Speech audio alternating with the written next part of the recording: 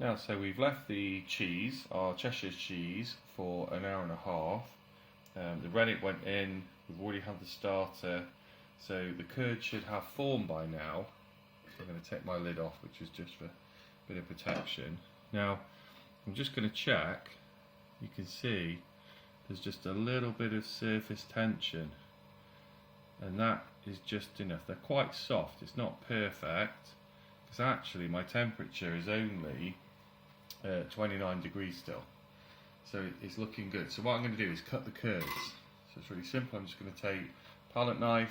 Now I sterilised the palette knife earlier on. So I'm just going to go in.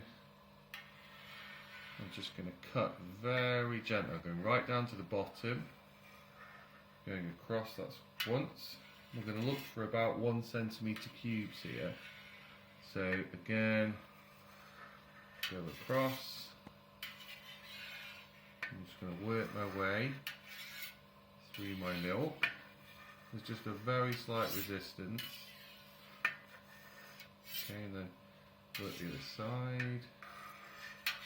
Well, you can buy a very expensive professional cutter, but I'm just making do today. So I'm going to crisscross it, and then I'll show you a little trick that I worked out. So now we'll go the other way. Now you can start to see we're going quite close. You see how now you can see the little cubes are forming, aren't they? But what you've got to remember is that the cheese is actually three-dimensional. So hold on, missed one out. What we're going to do is use another little device. So look, that's come out really clean, hasn't it? Which says to me that the curds are formed. So now I'm going to use, this is multi-purpose, but this is clever. So if I go in, I'm going to just go round on a level. So I'm going to go in, and then you can see how he's starting to form those little cubes. So I'm going to cut at a level, and then what I'm going to do, as I've gone round, I'm going to go slightly deeper, and we're going to again go cut them round, and then you won't see it. I'm going to go a bit deeper again, just going to cut and go round. We'll come back. So now we've got, if we check, very soft curds. Okay, so they're looking pretty good. Now, so we'll shake off. Now what we're going to do is we're going to